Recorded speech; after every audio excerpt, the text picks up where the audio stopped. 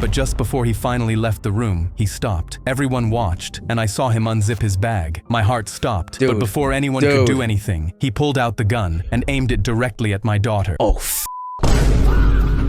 what's good, y'all? Welcome back to the Film Gang. Now today, bro, we got the channel you guys recommend. It's called His Story. Now, I don't know if this is a play off of His Story, if there's gonna talk about history, or if it's just his story. I'm pretty sure it's just his, because as you see by the profile pic and the little channel thing, it's just about his story. So I wonder if it's about one singular person mostly, or it's just a mixture of all types of stories. So make sure you guys go subscribe to His Story if you guys want more of their type of content and stuff. And yeah, as always, we're gonna check out the most popular videos, and without further ado, make sure to grab your popcorn and let's see. Also, I just want to thank you guys so much for just watching the videos, bro. Just every video you guys click on and smash the like button and even comment, whatever, just know I see and I appreciate every single one of you guys, man. Always and forever. Let Fan Gang, we in this for life, all right? We in this for life, all right?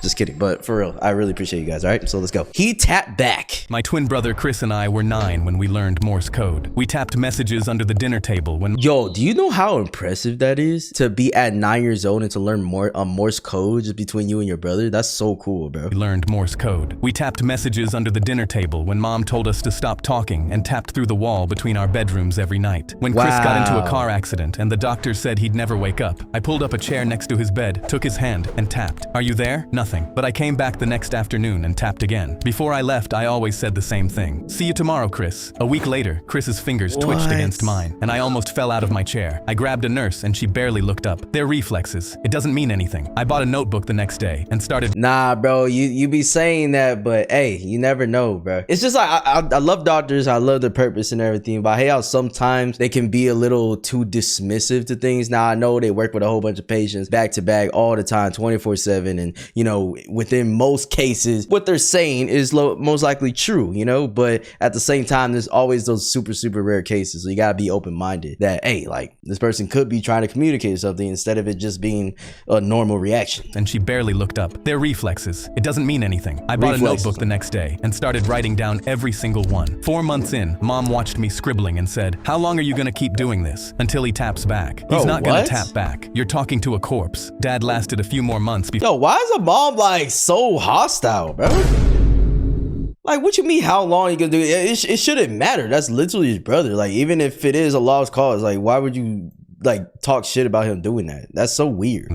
Until he taps back. He's not gonna tap back. You're talking to a corpse. Dad lasted a few more months before he pulled me into the hallway. "We need to talk about donating your brother's organs. His fingers move every time I hold his hand, Dad. The nurses said those are reflexes. Stop getting your hopes up, son." I don't care what the nurses say. You're not donating my brother's organs. But a week later, my parents called to have Chris transferred to a long-term facility to die and scheduled a meeting to sign the papers. The afternoon before the meeting, I tapped into his palm like always, but this time, something tapped back. Short. Oh, he tapped back. Long. Short. Yo, he's communicating. I grabbed his hand. "Chris, if that's you, squeeze once." He squeezed so hard my knuckles cracked. I stormed into the meeting room and told them my brother just responded to me. Yo, that's like the best miracle of all time, bro. Wow, they're literally getting ready to basically put him down or let him die, or whatever was about to happen, talking about donating his organs and everything. He's literally still alive, still communicating, bro. To the meeting room and told them my brother just responded to me. The caseworker said, "This is very common with families who aren't ready to let go." My parents nodded. Bro. I grabbed the transfer papers off the table. "You're not signing anything until you—" Man, I would grab those papers and rip them up in front of everybody. Like, hell no, bro. "Come see for yourself." My brother. I walked them to Chris's bed and grabbed his hand. "Ask him anything." The caseworker asked what year it was. Chris squeezed out the answer. "Count to 5. 5 perfect squeezes." His mother's name tapped out letter— Okay, wait. Okay, why do you keep doing that though? Like, after just seeing him literally respond using his hand, like, he's alive, dude. Like, why you keep asking him questions like, let's see how alive he is. Like, what the f— Asked what year it was. Chris squeezed out the answer. Count to 5. 5 perfect squeezes. His mother's name tapped out letter by letter. By the 10th question, she said, "He's still alive. We can't move him." Weeks later, I asked Chris what kept him fighting when everyone gave up. Heard Mom call me a corpse. Heard Dad say donate my organs. Heard all of them leave, except you. I asked why. Damn, bro. I wanted to see you too. Damn. That's a bond right there. That's a bond if I haven't seen one, bro. First of all, they're so smart, so intelligent to be able to learn Morse code and stuff. And look at that skill literally saved bro's life because everyone around him didn't believe in them, didn't believe that he was still alive and was getting ready for his deathbed, basically. And this skill that they learned when they're 9 ended up saving their lives, bro. Because imagine that, oh my gosh, imagine that they actually went through with it, even though the twin brother knew that he was still alive, bro. Like, how shitty that would feel. Like, how do you even live with that, bro? His parents don't even sound like they care about his brother. Sad. I feel like as parents, you should be the absolute most optimistic, even if it's to a delusional point, bro. Like, they're just like, oh, no, it's okay. Like, it's over with, man. Like, it's over with. Even though their brother's literally saying, no, he's alive. Like, bro, what? It's like they were trying to make it fast forward or something. That's why he's the GOAT. The GOAT. Bad parents gave up too easily. That's what I'm saying, bro. Like, what the hell? Almost died not because of the car accident, but abandonment by his parents, and survived not because of the doctor, but by his brother. Truly a good brother. Amazing brother. That's a story they're gonna live with for a lifetime. Gaming versus homework. My parents walked into my room mid-game and unplugged my console. My dad held up my report card with a D in algebra and said, "No more games until your grades come up." I can't even blame him, bro. Like, you gotta focus on your grades, Chad. Can't be playing the game, sitting around doing stuff if you're not taking care of business first, bro. Like, even though if you might not care about school stuff, it's just a responsibility you gotta handle. No more games until your grades come up. The next day, I walked into the kitchen and told him my friend started a study group at his house. My dad dropped me off that first night and watched me walk in with my backpack. He saw textbooks on the table and drove away smiling. My friend's mom sat us down and made us do homework for the first Who your friend mom, bro? hour. The second that hour was up, my friend turned on Fortnite and we gamed for the rest of the night. When my dad picked me up, he asked how it went. Wow. I told him we studied the whole This is why you got D's, bro. This is why you got D. You over here going to a study group. No, you studying Fortnite, bro. You studying how to crank 90s, dude. The rest of the night. When my dad picked me up, he asked how it went. I told him we studied the whole time. He squeezed my shoulder and said, "That's my boy." Every night after that, he'd pull up during the first hour and peek through the window. Textbooks out, homework spread across the table. By the time that's a little creepy, bro. I ain't gonna lie, bro. Imagine your friend's dad just peeking through your window, just making sure you're studying, like, bro, get your ugly ass on, man. Textbooks out, homework spread across the table. By the time we switched to Fortnite, he was long gone. One night, my friend's mom came outside and told your friend mom, bro. One night, my friend's mom came outside and told him, "Your son's been making my boy actually do his homework. He never used to." Really? After that, my dad stopped getting out of the car. He'd just honk, and I'd come out. One night, I looked out the window, and my dad was walking up the driveway carrying a box of pizza. He was coming inside to thank my friend's parents. I jumped off the couch. I slapped my friend's arm, and he yelled, "Grab the math books." We threw the controllers under the couch cushions and had text. Yo, you know, these type of moments when your heart just sinks to the fucking ground, to your butt, bro. These type of moments, Chad, like what's some moments you could think of back in the past where like your heart just dropped, bro? I think maybe, for example, maybe I was like kind of out doing something I really wasn't supposed to, and then like your mom calls you out of nowhere, bro. Like, oh my gosh, like you're out a little too late past curfew or something, or you're like over a friend's house that you weren't supposed to be. Yeah. Grab the math books. We threw the controllers under the couch cushions and had textbooks open by the time the front door opened. My dad walked in with the pizza grinning. He looked at the table covered in math books and started beaming. He pulled out his phone and took a photo of me pointing at equations in a calculus textbook. I still had a D in algebra. I just nodded and kept pointing like I knew what I was talking about. Oh my God, literally us in class when we didn't understand what the hell was going on in math, we're just like, yep. Just nodded and kept pointing like I knew what I was talking about while our Fortnite characters were getting eliminated in the background. Yo, literally have the Fortnite in the background still. Dad sent the photo to my mom, and she called me that night crying about how proud she was. He went back to honking from the driveway. To them, I was a math tutor, but really, I was top 10 in Fortnite. I'm a math tutor. Really, I'm top 10. Yo, I ain't gonna lie. If you are top 10, though, you could make a career, bro. Start streaming and shit. Start actually making some moolah, bro. Don't just play for free. If you that good, I mean, you might as well. They didn't fool their parents. They fooled themselves. That heavy guilt would have made me study for real right after he left. Yeah, I ain't gonna lie, bro. At some point, you just feel guilt, but he got away with it. I thought he was gonna get caught at some point, but he ended up getting away with it at every single corner. I don't know if he feels guilt, though, because he's top 10 in Fortnite. I mean, that just gives you unlimited aura. So what can they tell him at that point? He aimed it at my daughter in class. That's a crazy sentence. We were in the middle of a test when I caught a student whispering and pointing into his backpack. But just as I was about to stand up and bust him for cheating, he pulled out something metal and black. This— oh, hell no! Yup, that's when you leave the school, bro. I don't care if I'm a teacher, I'm jumping out the motherfucking window, boy. It is what it is, bro. Calling 911 immediately. Kid was known for causing trouble and harassing multiple girls, one of them being my daughter. And since I was lucky enough to teach her that year, she was sitting right in front of him. I instantly started— oh, with your daughter in the class, that's a whole different scenario now, bro. That's a whole different scenario. God damn. Yo, I feel like that's a really weird dynamic. Chat, have you guys ever, does anybody in the comment section ever had their parent as a teacher or something? I know like parents do the whole like ASB or chaperone thing a lot, where parents are involved in school and things, but I don't think that I've seen like a parent and kid dynamic like literally in the same class. I'm trying to think. I don't think so, bro. Like I know it's possible, obviously, if you have a kid at a certain time and then, you know, your career is being a teacher, at some point they're gonna grow up and they could possibly go to the school that you teach in. I just know that like a lot of teachers usually don't like their kids going to the same school or whatever, most likely because they probably live in a better district that's better for them, or they just don't want that weird dynamic, or the kids don't want it. So yeah, that's something I haven't heard of. Metal and black. This kid was known for causing trouble and harassing multiple girls in front of him. I instantly started getting nervous. I didn't have a clear enough view to be sure what it was, but knew I had to get a better look, so I stood up pretending to help one of my students. However, the second I got a closer look, I realized what it was. It was a handgun. Oh, hell no, bro. Like, how the f do kids get access to this shit, bro? It's their parents, bro. It's their parents. Like, how the f— yo, oh my gosh. And you know where this is located, right? Only in America. Only. My hands started shaking, but as I sat back down, I dialed 911 on my phone, but knew he'd hear me if I even whispered. I knew I couldn't just walk out of the room and leave them in there, so I texted our principal, praying he'd respond. Sweat was dripping onto my desk, and as he held up finger guns at her— and he was holding up finger guns, like acting like he was oh hell no, bro. I ain't gonna lie, if I was in the situation, if I could, I would literally like just go up to the student, act like I'm getting him in trouble or something, or talking to him, and I'm tackling him to the ground, holding him like in a chokehold. In a motherfucking chokehold, like you ain't going nowhere. And I'm screaming, hey, get the principal. Somebody go run, get the principal and shit. And no, somebody actually take his backpack away and just get him away from that weapon, bro. Cause yeah, him just being right by it and joking around, doing handguns to people, hell no, bro. Finger guns at her. With I his knew daughter? I couldn't wait any longer. That's when I got an idea. I looked at that— yeah, I'll crash out, bro. I'll beat the shit out that little nigga. Same student and wrote her a note that said, ask me to use the bathroom, go get the principal, get him to check his phone, and leave the school immediately.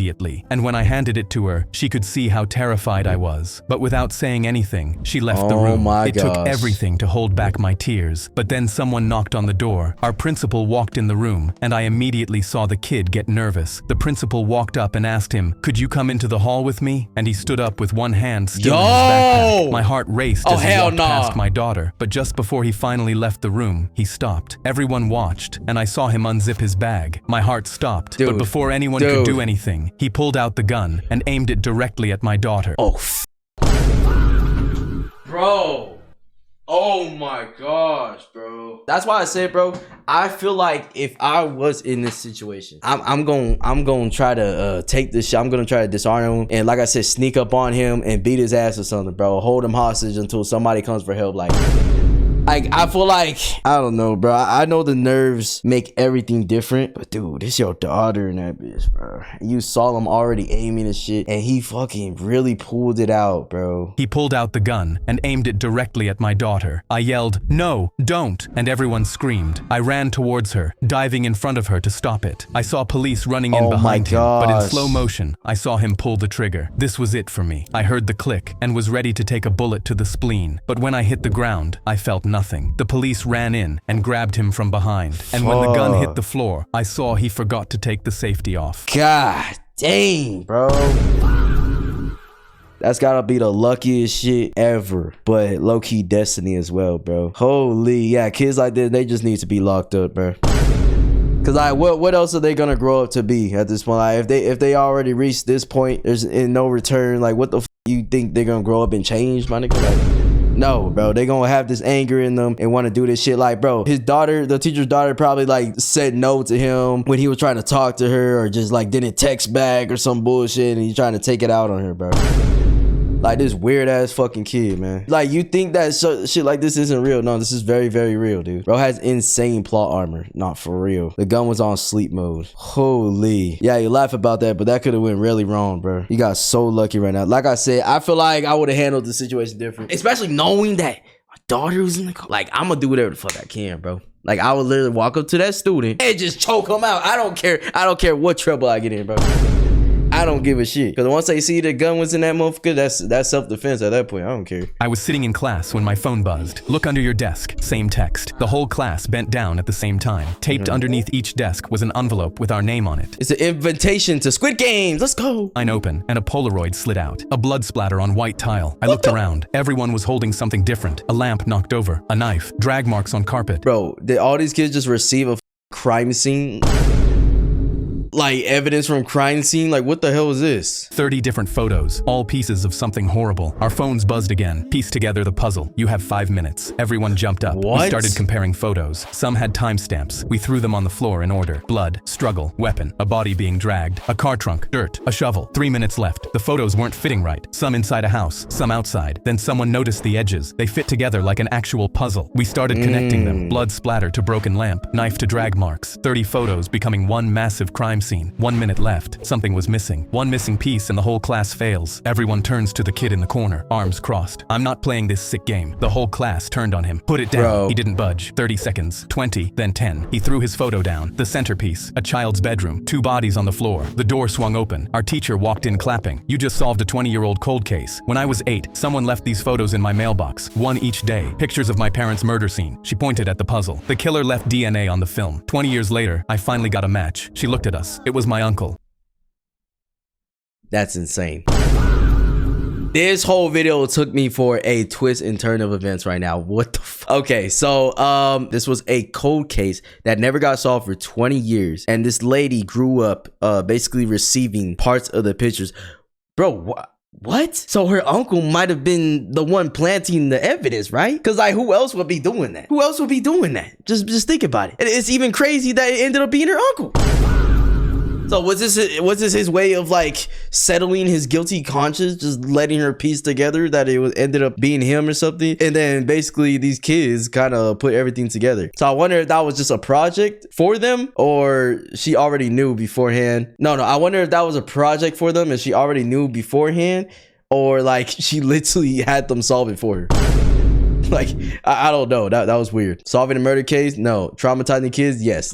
That's all I'm saying. Like, what was the point of this? That's a great way to traumatize kids. Yeah, for sure. Because they all look hella young, bro. I mean, this got to be like an elementary school class or middle school class at best. Grandma's recipe. After 8 years on death row, I was ready to die. They said I killed Rebecca. Damn. My fingerprints were on the knife. My blood was at the scene. I told them I didn't do it, but nobody believed me. I spent years fighting, filed every appeal, exposed every contradiction in the evidence. None of it mattered. My lawyer stopped returning my calls. My appeals were exhausted. My family stopped visiting 2 years ago. Even my own mother thought I did it. The only person who ever believed me was my grandmother, and she passed away 5 years ago. So when they asked what I wanted for my last meal, I thought of her. Her meatloaf, the one she made me every birthday. I wrote out her recipe from memory, every measurement and technique precise. Damn, he really loved his grandma, man. To remember a recipe detail by detail, yeah, that's something very sentimental hold. But yo, this situation I always think about has got to be the craziest thing ever. Like, being set, like, just imagine, chat, imagine being set up, right? And you were kind of at the wrong place at the wrong time. Imagine being set up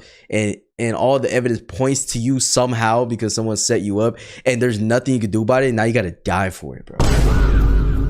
And like, nobody believes you. Like, that's crazy. Just imagine that, bro. Like, what does life even feel like at that point? It doesn't even feel like life. It just feels like hell. Like, you're just in constant hell, bro. Holy. And nobody believed him either. Not even his own mother and shit. Like, that's crazy. This reminds me of this one show I watched. I think it's Prison Break, where the guy gets set up. And I don't want to spoil it for people that don't watch it. But basically, a guy gets set up by the highest of the highest, the government shit, so they could cover up things that they were doing, and they were trying so hard to get him dead, and his brother ended up, you know, trying his best to save him and everything. And it's just like, yeah, he was in a gang or whatever, but he actually didn't do what they were convicting him for, you know what I'm saying? So they used the fact that he did do bad things in the past, never killed no one or whatever, but he did do bad things, and basically use his past to be like, well, it makes sense that someone like this would do it, and set him up for doing it. Like, that's crazy. Recipe from memory, every measurement and technique precise. An hour later, the prison chef showed up at my cell holding my form. What is this? Meatloaf. This is a novel, not a recipe. Ground beef 60%, ground pork 40, breadcrumbs soaked in whole milk for exactly 10 minutes. Yellow onion, not white, sautéed in butter until translucent. Fresh thyme, not dried. Worcestershire, 2 tablespoons, no substitutes. And this glaze with brown sugar and apple cider vinegar, brushed on at 340 degrees, 20 minutes before done. He looked at me through the bars. Why so specific? It's how my grandmother made it. She's gone now. If I'm going to I ain't gonna lie, is it me, or is that kind of like an insensitive thing to ask someone that's literally about to die? Like, why are you so specific, bro? Like, why can't you just make it easy for me, bro? Like, you're just about to die, bro. Like, who cares, bro? Like, yeah, that's kind of what he sounds like right now, bro. I mean, yeah, somebody's about to die. The least you can do is, it's crazy too, because you think most people that do get put on death row have really done something or done some heinous shit. So it's like, it's two sides of the coin. But I mean, we obviously know that this guy is innocent, whatever. The chef doesn't know, but still, I just still feel like it's a little insensitive, man. I mean, you know, a lot of people don't believe in the death penalty, whatever. I believe that some people are just way too far gone, my nigga. Like, some people actually need that shit, but just overall, yeah, it's pretty inhumane. And like, you know, I feel like we're not the judgment of people, but some people gotta go. I'm not gonna lie. So specific. It's how my grandmother made it. She's gone now. If I'm going to die Friday, I want to taste her cooking one last time. He was quiet for a moment. Some of these ingredients we don't stock. Fresh thyme, whole milk, real butter. I'll have to special order them. I have 48 hours. He sighed. I'll make it exactly how you wrote it. Thursday morning, the ingredients arrived and the chef started cooking. I could smell it from my cell an hour later. Onions sauteing in butter. Grandma's kitchen. Saturday mornings, her humming while she cooked. I sat on my bunk and cried for the first time in 8 years. Thursday afternoon, the chef ran into problems. The oven temperature wouldn't hold steady. He had to recalibrate, start over on the glaze twice. It has to be perfect, he told the warden. It's his last meal. Thursday night, I couldn't sleep. Yo, W chef for like trying to make it as perfect as possible, man. Because at first I thought he was just gonna be kind of a dickhead about it, but no, it was just more about him not having the ingredients and stuff. That's why he started asking, oh, why it's so specific or whatever, because he knew that it would have to be a special order and stuff. So he just wanted to make sure, I guess, the reason why he wanted that. And then once he found out, now he wants to make it perfect for him. So that's a W shift. Twice. It has to be perfect, he told the warden. It's his last meal. Thursday night, I couldn't sleep. Not from fear, from the smell. The meatloaf baking through the night while I sat alone with memories of the only person who believed I was innocent. Friday, execution day. 10 a.m. and no meal yet. Noon, and the chef said the glaze wasn't right. 2 p.m. a guard brought regular prison lunch because the meatloaf still wasn't ready. 4 p.m. 2 hours left. The smell was overwhelming. Guards kept walking past the kitchen just to breathe it in. 5 p.m. the warden came to my cell. Your meal isn't ready. We're delaying the execution 2 hours. 6 p.m. came and went. The original execution time. I was still alive, waiting for meatloaf. 7:30. The chef finally appeared with a covered plate. He looked exhausted. He uncovered it, and the meatloaf looked exactly like my grandmother's. I ate slowly, savored every bite. Perfect. I finished the last bite at 7:51. 9 minutes left. The guard opened my cell. Time to go, Preston. They walked me down the hallway past others. Yo. This has got to be, like, I don't even know how to put this in words. It's pretty much incomprehensible, but just a feeling like a guard just coming to your cell and be like, hey, it's time to die. Like, that basically, they're saying, oh, it's time to go, let's go, or whatever, but they're basically saying it's time for you to die, dude. Like, let's go get ready for you to die. Minutes left. The guard opened my cell. Time to go, Preston. They walked me down the hallway past other cells. Inmates were silent. They always were during execution walks. We reached the preparation room. The chaplain asked if I wanted to pray. I said no. 7:55. 5 minutes. They started walking me toward the chamber. That's when the warden's phone rang. He answered and his face changed. Stop. Everyone stop moving. What's happening? Rebecca's ex-boyfriend just confessed to her murder. You're innocent. That's it.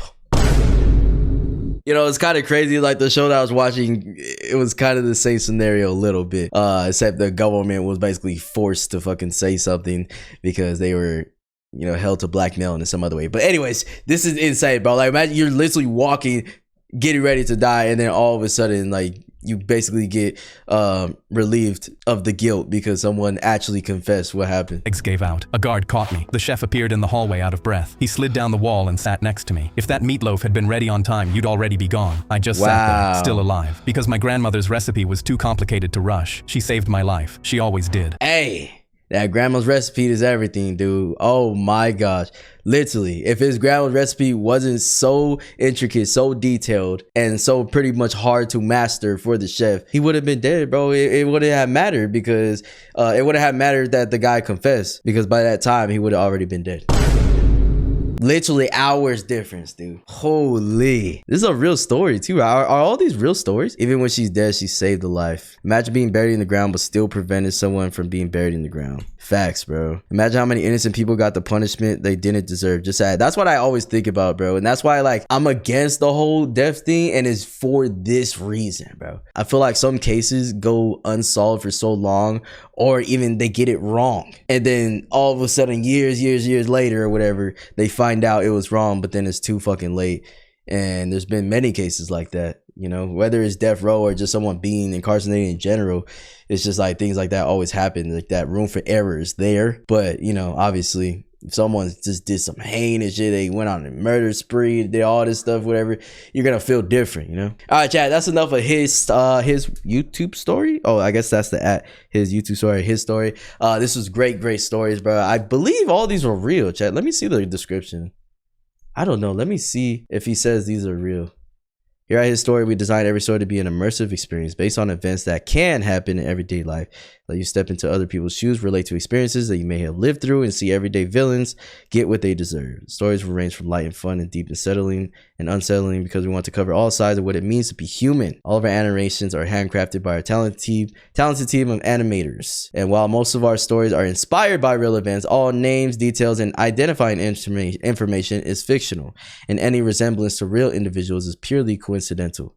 We also may dramatize events for your entertainment. Okay, chat. So it's based on real stories and stuff, but obviously they can, you know, increase the drama factor or the shock factor of things. But, you know, the whole message of the stories are the same, bro. You know, in terms of like the first one, your brother, you got that bond, you trust each other, everybody kind of gives up on you, but you got that one person that believes in you. Cool, you know. And the last guy with his grandma's recipe. You know, just his grandma's the only one that believed in him, and even though she wasn't alive, she still saved the life. So it's just like different stories like that, things that really could happen in real life. So yeah, chat, this is beautiful, amazing. I love this channel. Thank you guys for recommending this. And yeah, chat, let me know what else you guys want me to react to on the channel, and I'll see you guys in the next one, man. Peace.